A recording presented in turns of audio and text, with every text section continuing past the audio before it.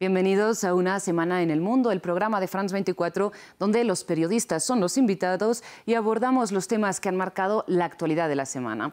En noticias de la guerra en Ucrania, hoy conversaremos sobre el colapso de la presa de Kakhovka en el río Dnieper. También comentaremos el panorama político en México tras la victoria de Morena en las elecciones estatales del Estado de México. También comentaremos la nueva acusación penal contra el expresidente Donald Trump en el marco de la carrera por la nominación del Partido Republicano y finalmente hablaremos del sorprendente fichaje de Lionel Messi para el Inter Miami. Pero antes demos paso a nuestros invitados. Hoy contamos aquí en el estudio de France 24 con Laura Bonilla. Ella es periodista y subdirectora de la Fundación Pares en América Latina. Laura, bienvenida. Bien, muchísimas gracias, Rosa, y muchas gracias también a la audiencia. Laura, le pregunto, ¿con qué tema se cierra usted esta semana tan agitada? Mira, hoy voy a cerrar con un tema optimista y es la firma del cese al fuego bilateral entre el gobierno colombiano y la guerrilla del ELN. Para mí ese es el tema de hoy. Totalmente un tema que hemos ido siguiendo y seguro abordaremos con más profundidad en otra ocasión. También desde Ciudad de México nos acompaña Fausto Pretelin. Él es editor de la sección internacional de El Economista. Fausto, le saludo desde aquí, desde Bogotá, desde los estudios de France 24. Muchísimas gracias por estar con nosotros. Le pregunto a usted, ¿con qué temas se cierra esta semana? Es un gusto saludarle, Rosa. Mire, localmente por la victoria del partido Morena, del partido del presidente López Obrador, en el principal bastión de este país electoralmente hablando, que es el Estado de México. E internacionalmente, sin duda alguna, el estallido de la hidroeléctrica allá en Ucrania. Pues son temas que comentaremos ahora enseguida. De hecho, les propongo que comencemos por lo que hace referencia a la situación de la guerra en Ucrania, ¿no? Porque recordemos, contextualicemos, este martes despertamos con el colapso de la presa de Kakhovka, que se encuentra en el río Dnieper, un sistema fluvial que sirve a la práctica de línea de frente natural en la guerra en Ucrania. Por lo tanto, el desbordamiento del agua afecta a las orillas, a ambas orillas del río, por lo tanto, a ambos bandos enfrentados en esta guerra. Recordemos que la orilla occidental está en manos ucranianas, mientras que la oriental está controlada por Rusia. Ambos bandos denuncian ataques cruzados durante las evacuaciones de civiles, denuncian desaparecidos y personas muertas en las inundaciones. Y además, una vez más, esta guerra se traslada al campo de la información. Y es que ambos bandos acusan al otro de haber causado este ataque considerado un crimen de guerra. Bien, si les parece, recordemos rápidamente cuáles fueron los pronunciamientos tanto de Kiev como de Moscú respecto a este incidente.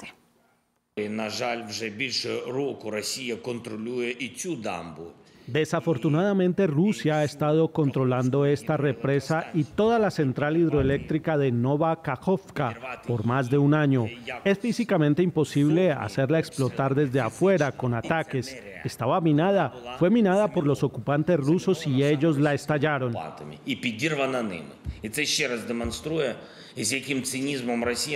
Y esto demuestra una vez más el cinismo con el que Rusia trata a las personas cuyas tierras ha ocupado y lo que Rusia trae a Europa y al mundo. Este es el mayor desastre medioambiental creado por el hombre en Europa en décadas.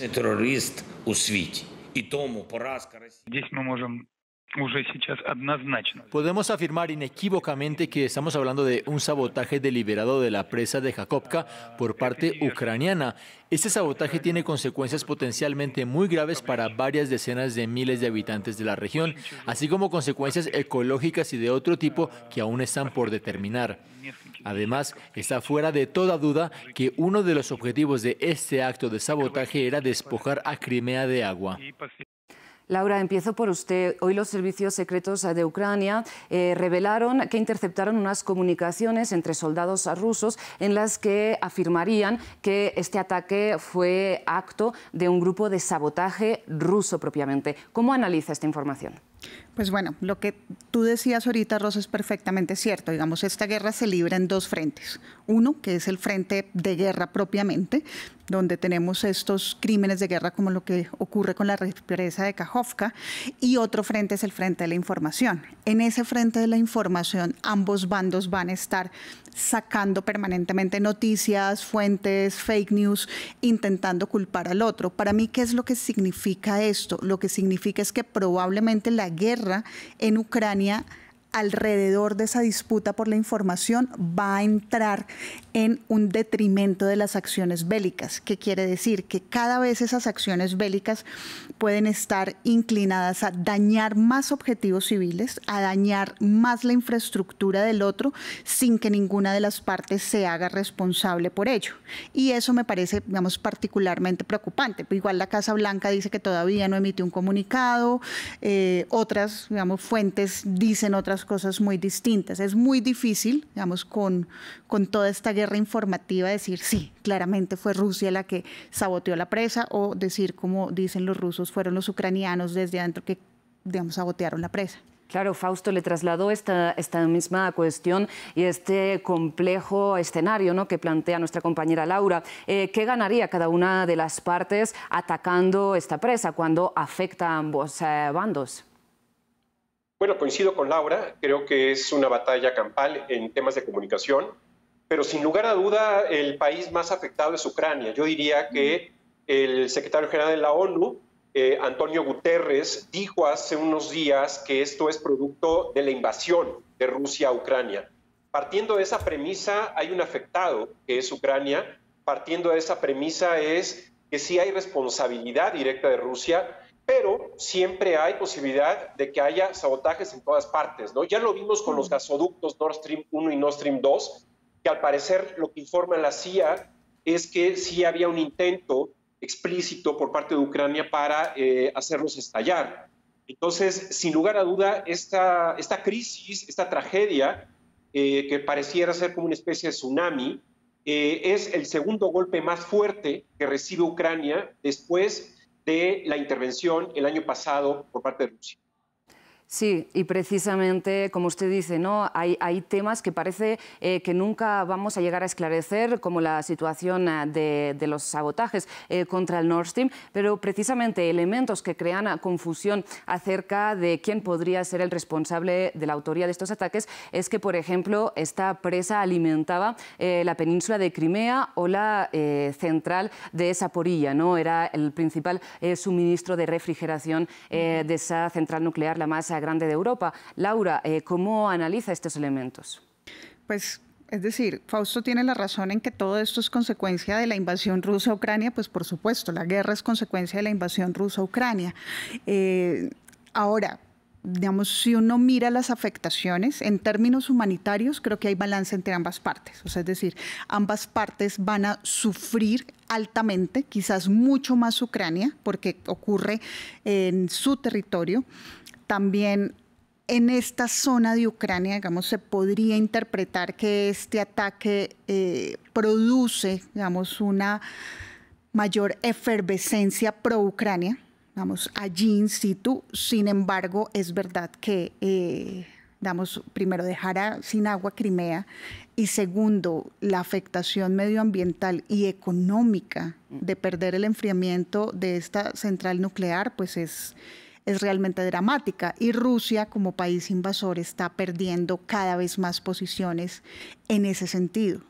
Y de hecho, Ucrania, ¿no?, acusa a Moscú precisamente de que esta sea una jugada militar, ¿no? Fausto, le planteo a usted, uno de los análisis que han hecho analistas alrededor del mundo es que sería un intento de intentar frenar precisamente la contraofensiva ucraniana que Estados Unidos y Rusia han detectado ya como que habría comenzado, ¿no?, a pesar de que Kiev guarda silencio al respecto.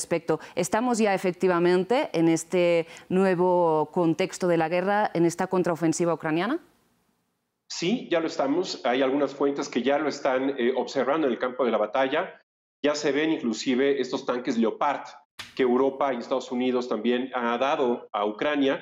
Y sin lugar a dudas, sí puede ser un golpe estratégico para esta ofensiva o contraofensiva de Ucrania. 2/3 partes de afectación de esta agua está en territorio controlado por Rusia y 1/3 parte controlada por Ucrania.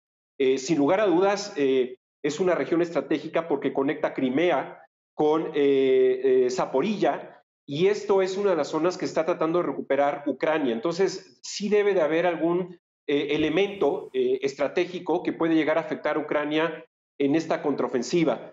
Pero creo que el daño ecológico, el daño para miles de personas que pierden sus casas, como usted mencionó al principio de esta nota, es un crimen de guerra, más allá de las estrategias que van a surgir alrededor de la batalla, ¿no?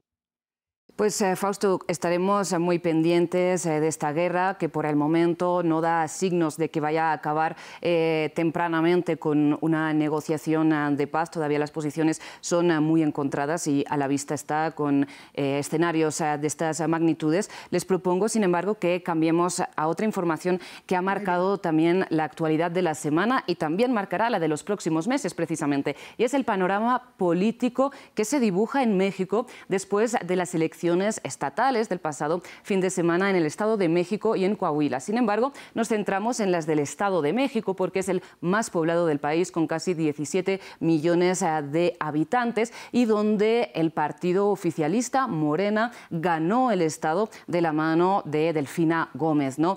Con estos resultados, Morena tiñe prácticamente de rojo todo el país y está en una posición muy favorable de cara a las elecciones presidenciales y legislativas del año próximo. Sin embargo, la gran incógnita es quién va a suceder a Andrés Manuel López Obrador como líder del oficialismo y, por lo tanto, quién se va a presentar a la presidencia. Y les planteo, creo que coincidiremos en que hay 4 candidatos, pero que hay 2 que suenan con mucha fuerza. Hablaríamos de Marcelo Ebrard, que ya anunció que a partir de este lunes va a dejar su cargo de canciller para dedicarse plenamente a la campaña, y por otro lado, de la gobernadora de Ciudad de México, Claudia Sheinbaum. Fausto, empiezo por usted. ¿Cuáles son las principales diferencias entre estos 2 perfiles que destacan en la carrera dentro del oficialismo? Bueno, Claudia Sheinbaum es muy leal al presidente López Obrador. No se distancia ni un milímetro de sus propuestas ideológicas, de sus dogmas que presenta todos los días el presidente de México a través de las conferencias de prensa. Marcelo Ebrard es un personaje más pragmático, es más moderno, yo diría, más innovador, más tecnológico, va a un segmento de la población, yo diría, de la clase media, y esa es la gran desventaja que tiene al mismo tiempo, porque López Obrador quiere dejar como legado a una persona que cuide precisamente ese legado. Y creo que tiene la decisión en Claudia Sheinbaum. Por eso es muy difícil que Marcelo Ebrard sea el próximo candidato. Y le pregunto, Laura, sea quien sea el candidato, ¿cuáles son los enormes retos que el oficialismo, digamos, no ha podido, que AMLO no ha podido solucionar en este mandato y que, digamos, van a estar como protagonistas de esta campaña? Bueno, digamos, a AMLO se le critica mucho, especialmente por parte de la clase media, alta y sobre todo por la clase pues, más intelectual en México, ciertas incoherencias en su lucha anticorrupción. Entonces, como ese balance entre sus acuerdos políticos versus la lucha anticorrupción. Pero definitivamente lo que va a aparecer, obviamente Fausto juega de local, si me equivoco me contradice, es la seguridad. Yo creo que el gran hueco, digamos, es la seguridad y la violencia y la perpetuación de la violencia en amplias zonas de México.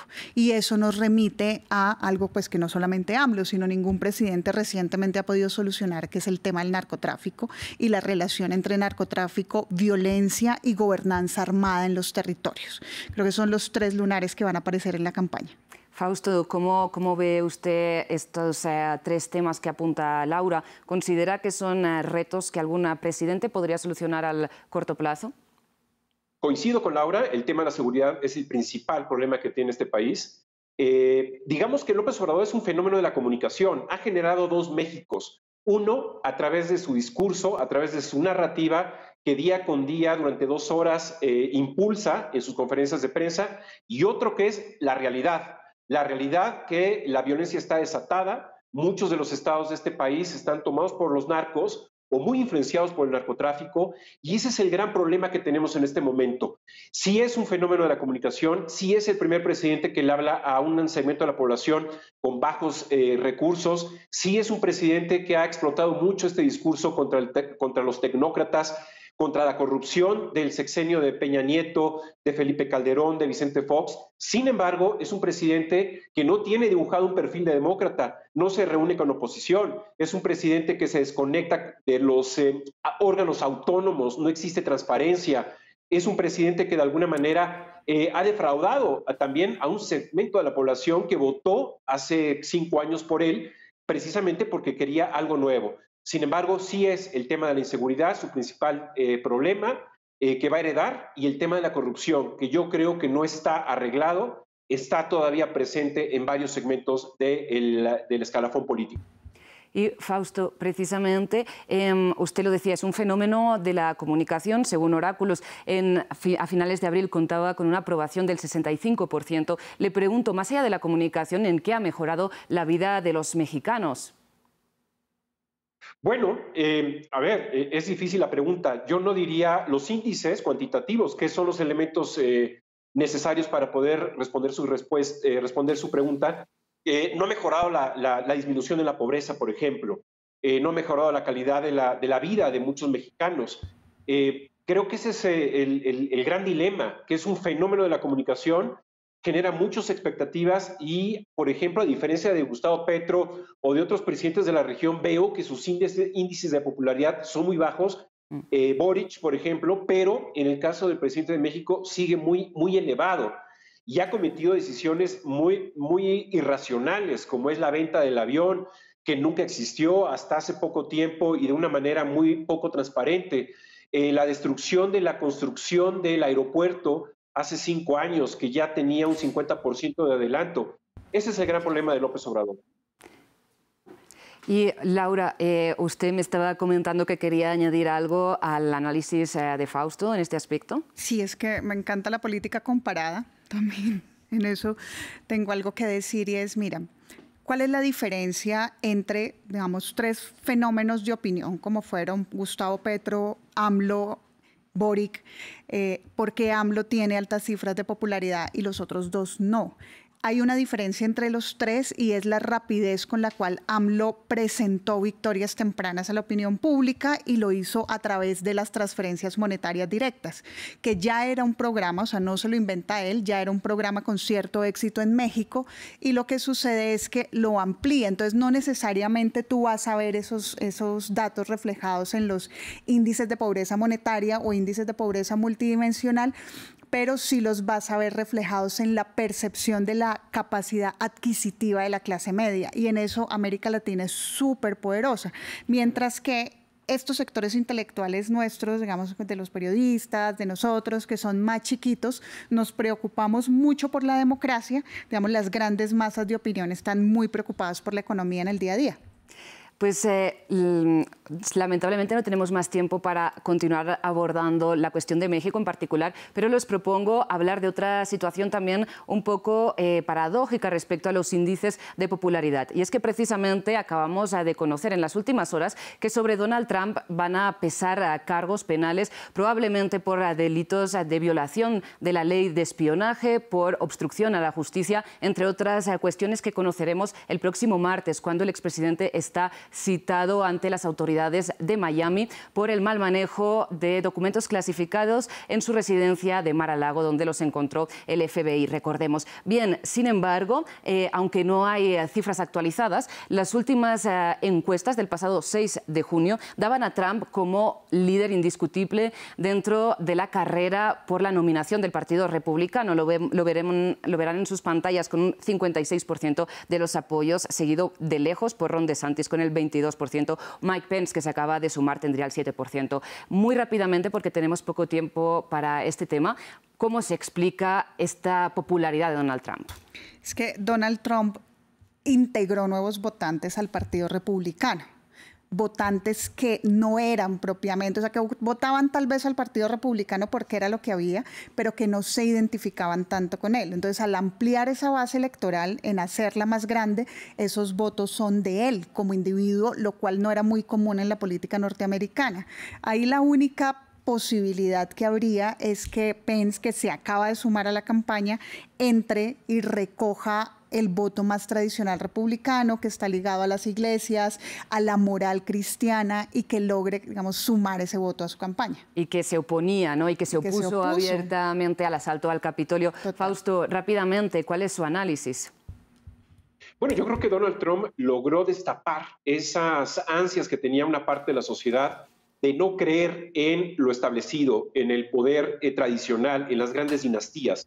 Lo vimos en el 2016 y en esta ocasión, bueno, creo que las elecciones, su victoria le costó muy caro porque él incluyó parte de sus ofertas como la desinstitucionalización de la política en Estados Unidos. Y esto es precisamente lo que le están llamando a justicia, ¿no? Es decir, el haberse llevado documentos clasificados a su casa tiene un costo que para él quizás en su perfil muy populachón no se imaginaba que iban a ir sobre él, pero son elementos que son huellas de esa parte de la desinstitucionalización. Y además que también logra capitalizar cualquier ataque contra él, ¿no? Y es que incluso Ron DeSantis, uno de sus contrincantes, ya ha salido a apoyarle abiertamente. Veremos qué sucede con esta nueva causa. Sin embargo, ahora sí les propongo cerrar con un tema que tiene su relación con Estados Unidos también, y es que esta semana sorprendió que finalmente la estrella mundial del fútbol, Lionel Messi, campeón del mundo, fichó por el Inter Miami y deja tristes a los culés que tenían una cierta esperanza en que pues, la estrella regresara a su casa. Para analizar esta cuestión tenemos a nuestro editor de deportes en el estudio, Juan Pupiales, bienvenido. Rosa, ¿qué tal? Laura, Fausto, a todos. Juan, ¿te sorprendió esta noticia? Me sorprendió en la medida de que nosotros en el seguimiento del futuro de Lionel Messi venimos viendo cuáles eran las opciones que tenía él para su futuro, que se mostraban a priori Barcelona, Arabia Saudita o el Inter Miami. Pero yo cuando vi que Lionel Messi había ido a Arabia Saudita, no sé si lo recuerdas, que hace este video promocional como parte del acuerdo de patrocinio que tiene él con Arabia Saudita, se va a Arabia Saudita, se somete a un castigo por parte del PSG por haberse ido un día en el que el equipo tenía entrenamiento después de una derrota. Yo pensé que ya estaba todo encaminado para que él fuera a Arabia Saudita. Además, esta semana Arabia Saudita, el Al Ittihad ficha a Benzema. Además, el deporte saudí tiene la victoria de que consigue mezclar su liga de golf con la liga de la PGA. Todo venía encaminado a que todo fuera ya cerrado para que Arabia Saudita culminara su gran proyecto deportivo con Lionel Messi. Pero además no pasó eso, llega la confirmación de que Messi va a Miami, además de una manera muy particular, lo dice el propio Messi. Él no puede firmar nada hasta el 30 de junio porque tiene contrato con el PSG. Me sorprendió esa manera en la que él, en una entrevista con medios catalanes, el Sport, el Mundo Deportivo, más que nada para explicar por qué no va al Barcelona. No fue una entrevista para decir, me voy al Inter Miami, sino por qué no puedo ir en este momento al Barcelona. Eso fue lo que me sorprendió. Claro, y precisamente le pregunto esto, ¿por qué no puede ir finalmente al Barcelona, ¿no, Juan? Y desde aquí mandamos un abrazo a nuestra jefa de edición, Jennifer, que estaría aquí llorando por esta noticia si no estuviera al control de este programa. Claro, lo que ocurre con Messi en esa entrevista es que se le nota con muchísimo dolor, muchísima pena. ¿Qué hizo él en esta estrategia para anunciar que se iba al Inter Miami? Él, el lunes, su padre y representante Jorge Messi se reúne con el presidente del Barcelona, Joan Laporta, en su casa, una reunión de apenas media hora, en donde juega con la prensa cuando sale, cuando le preguntan sobre si va a volver a Barcelona, dice que no, pero se ríe, todo un juego de palabras. Lo que interpreto yo que hizo Messi, voy a dejarle claro al mundo que yo tenía la intención de ir al Barcelona y no voy al Barcelona porque en este momento ellos no tienen las garantías para ficharme. Entonces fue eso todo muy planeado para luego en esa entrevista poder explicar, oye, mi corazón está en Can Barça, pero en este momento no puedo ir allá. Y Inter Miami se mostraba como una opción muy atractiva, con un proyecto muy lucrativo, y además Messi aprovechó todo esto para decirle al mundo, no todo en esta vida es dinero, me voy para un proyecto que me ofrece muchas más cosas más allá de mi sueldo. Y precisamente aquí desde el continente americano, Laura, ¿estás contenta de ver jugar a Messi aquí en América? Absolutamente. Yo creo que como buena colombiana, a mí la gente que se muda de Barcelona a Miami creo que están tomando una buena decisión. Aquí sí, haciendo paralelismos con Shakira, entendemos, ¿no? Fausto, le traslado también esta pregunta a usted. ¿Cómo vivió esta noticia? Bueno, ahí rompo la objetividad y no estoy de acuerdo con Laura. Yo soy culé y entonces estoy muy triste porque no va al Barcelona, pero hay que decir que nunca segundas partes superaron a la primera. Joan Laporta es un presidente muy malo. Ha demostrado que no ha controlado el déficit que tiene y que destapó con la salida de Messi hace 2 años. El Barcelona está quebrado, tiene muy malas finanzas y creo que Messi tomó la mejor decisión para él, para su familia. Ya desde hace 2 años había comprado un penthouse en Miami. Y creo que es una muy buena decisión porque a diferencia del Riad, allá en Arabia Saudita, pues sus hijos y su esposa van a tener una vida mucho más agradable que estar en medio del desierto. Y Juan, rápidamente, la parte económica no lo es todo, pero es una parte bastante importante y este contrato tiene unas cláusulas de marketing muy específicas. ¿De qué se trata? Efectivamente, Lionel Messi llega al Inter Miami por un sueldo que se estima que está entre anualmente los 40 a 50 millones de dólares, que está muy lejos de los más de 400 que se estima le ofrecía el Al Hilal de Ramón Díaz.